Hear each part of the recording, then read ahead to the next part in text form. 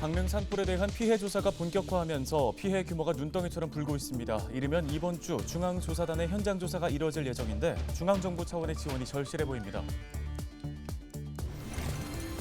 올 상반기 강원도 내에서 40%가 넘는 수출액을 기록한 원주시가 수출 기업들의 애로사항을 듣기 위해 간담회를 열었습니다. 기업인들은 맞춤형 기업 지원을 요구했습니다. 산불로 정신없이 집에서 나오다 현금이 타버렸다는 소식이 이어지고 있습니다. 자연재해로 돈이 불에 탔을 때는 어떻게 해야 할까요? 자세한 내용을 신문 브리핑에서 전해드립니다. 원창목 더불어민주당 원주 을 지역위원장이 기자회견을 열고 강원 특수교육원 건립 전면 재검토를 촉구했습니다. 이와 함께 강원도청 원주 청사 건립도 제안했습니다.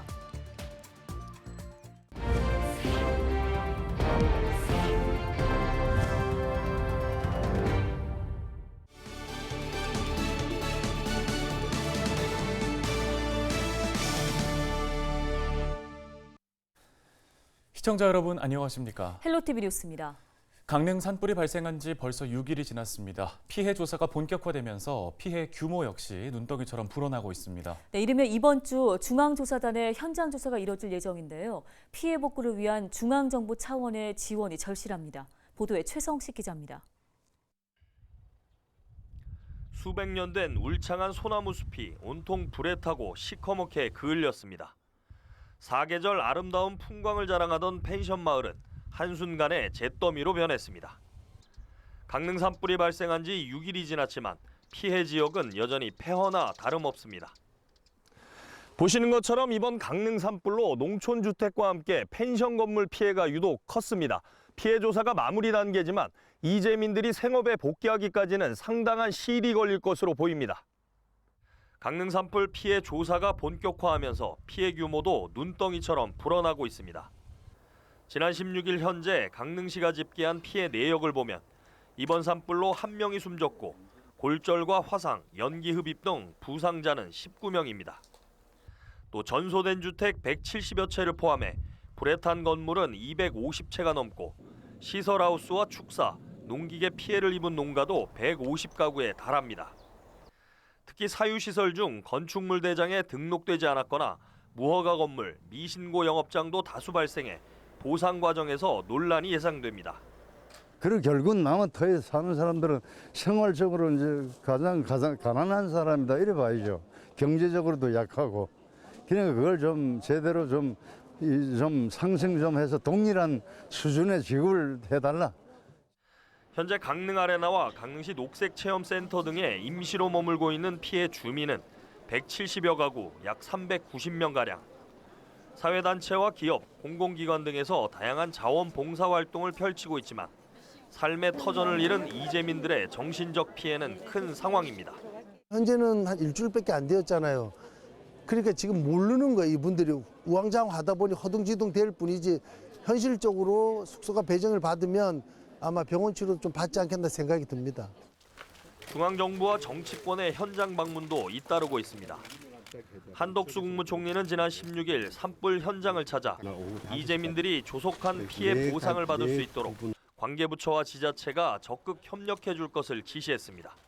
이에 앞서 이재명 민주당 당대표는 지난 12일 강릉 산불 현장을 방문해 산불 이재민을 위한 지원책 마련을 약속했고 윤재옥 국민의힘 원내대표도 지난 15일 강릉을 찾아 여당 차원에서 신속한 지원 대책과 함께 특별교부세가 반영되도록 하겠다고 밝혔습니다. 강릉시는 17일까지 자체 피해 조사를 완료한 뒤 중앙조사단 방문을 요청해 이르면 21일부터 중앙정부와 강원도의 2차 조사가 시작될 것으로 보입니다.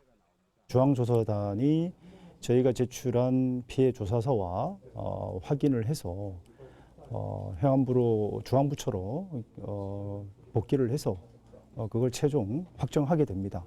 그 기간을 저희들이 좀 단축해 주십사라고 요구를 할 거고 적어도 5월 중순 전에는 확정 통보될 수 있도록.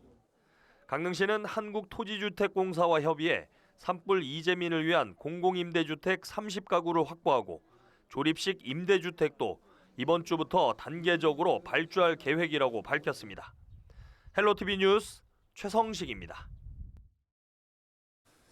우리나라 경제는 수출에 많은 의존을 하고 있습니다. 하지만 세계적인 경기 침체와 에너지 가격 상승으로 수출 회복세는 다소 느린 상황입니다. 네, 강원도도 만만치 않은데요. 이런 가운데 원주시가 수출 기업 지원을 위해 머리를 맞댔습니다. 박건상 기자가 소식 전해드립니다. 커다란 로봇이 뜨거운 알루미늄을 움켜쥐고 절단기에 넣습니다. 절단기에서 나온 제품은 인력을 투입해 불량은 없는지 일일이 확인합니다. 이 제품들은 우리가 매일 타고 다니는 자동차 부품입니다. 자동차의 조향장치와 엔진 부품 등 알루미늄 제품을 만드는 이 업체는 지난해 45억 원이 넘는 수출 실적을 달성했습니다. 지속적인 성장세를 보이고 있지만 아직 넘어야 할 산이 많습니다. 내연기관에서 전기자동차 주요 부품까지 생산하는 이 업체는 뛰어난 기술력을 가지고 있지만 업체 스스로 빠르게 변하는 수출 트렌드 변화에 적응하기는 역부족인 상황입니다. 이 같은 수출 기업들의 어려움을 해결하기 위해 원주시가 수출 기업인들과의 간담회를 열었습니다. 이 자리에는 원주시는 물론 한국무역협회와 코트라 등 유관기관도 함께했습니다. 결국은 수출 입국에 비견될 만한 수출입 도시, 수출 도시가 돼야 원주의 미래가 보장이 된다고 생각합니다. 바로 그러한 아주 중차대한 이 아젠다에 바로 여기 제 앞에 계신 우리 수출기업 대표님들이 실제로 이 자리에서 기업들은 대중국 수출과 함께 기업 특성에 맞는 맞춤형 지원을 요구했습니다. 본부장님도 그러시고 올해 기대할 거는 이제 중국 시장이 리오프닝 된다라는 부분이면 시에서도 그 부분에 드라이브를 좀 걸어줘야 되지 않나 싶거든요. 예.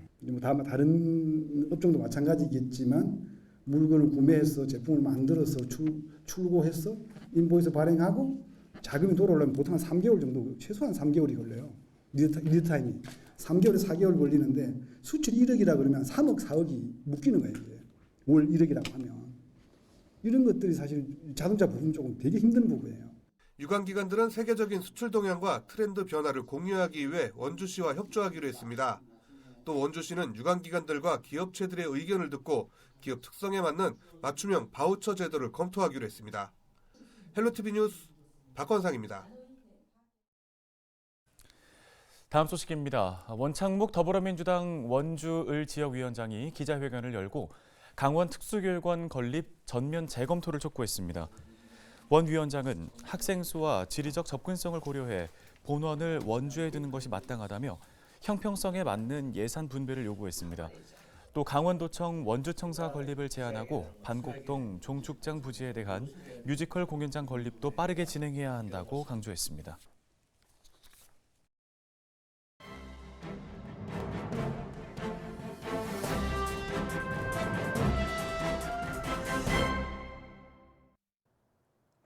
강원일보 17일자 기사입니다. 불에 탄 화폐.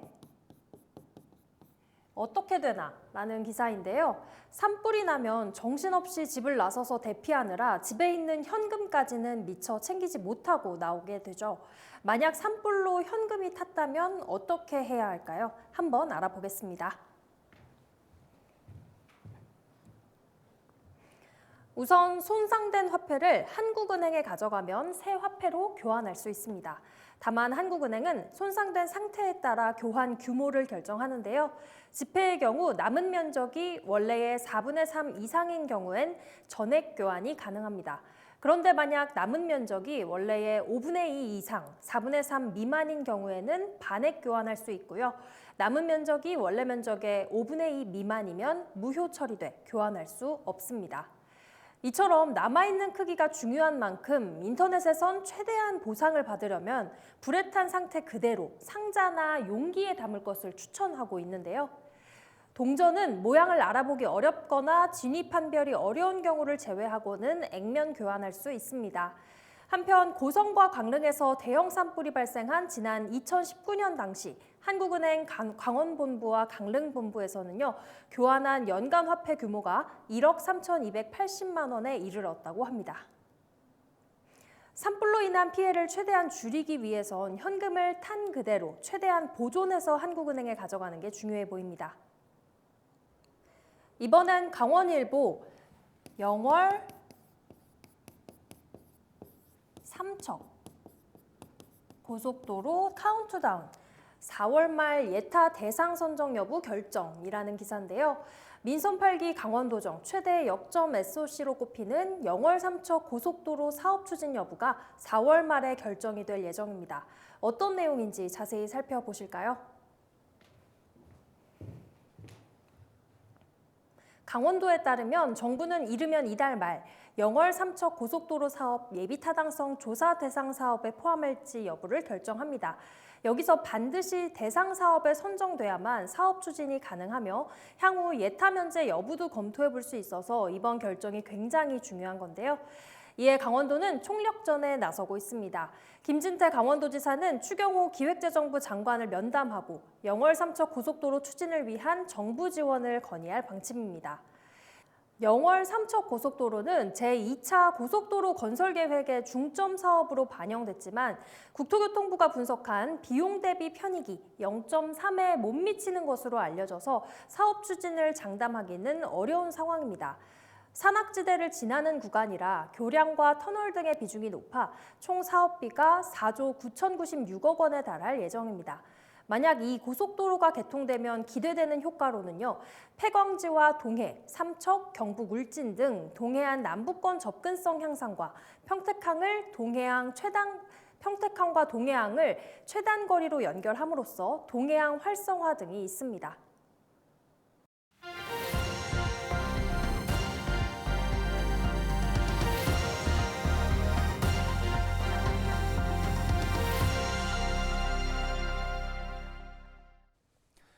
학령 인구 감소에 따라서 학교 통폐합과 재배치가 이어지고 있죠. 이런 가운데 충청북도에서는 고등학교 간 통합이 처음으로 이루어졌습니다. 네, 또 학생 수가 줄어든 원도심 학교는 개발지구로 이전이 추진되고 있는데요. HCN 충북방송 임가영 기자가 소식 전해왔습니다. 충북 보은군 성주리에 자리한 보은정보고등학교입니다. 10여 년 전 전교생이 56명이던 이 학교는 당시 고교 통합 문제로 홍역을 치렀습니다. 도교육청이 학생 수 감소를 이유로 이 학교와 보은여고를 통합하려 했지만 동문과 학부모들의 반발로 무산됐던 겁니다. 하지만 학생 수가 당시보다 3배나 더 줄어든 지금은 상황이 달라졌습니다. 학력 인구 감소로 충북에서 고등학교 통합을 처음 추진하는 보은정보고등학교입니다. 이 학교는 전교생이 18명뿐인데 2025년까지 신입생을 받지 않고 2026년 충북 생명산업고등학교와 통합을 하게 됩니다. 반대를 하던 학부모들도 이대로는 더 이상 학교가 제대로 운영될 수 없다는 판단에 인근 학교와의 통합에 찬성했습니다. 보은 지역 인구가 많이 감소가 되고 있어요.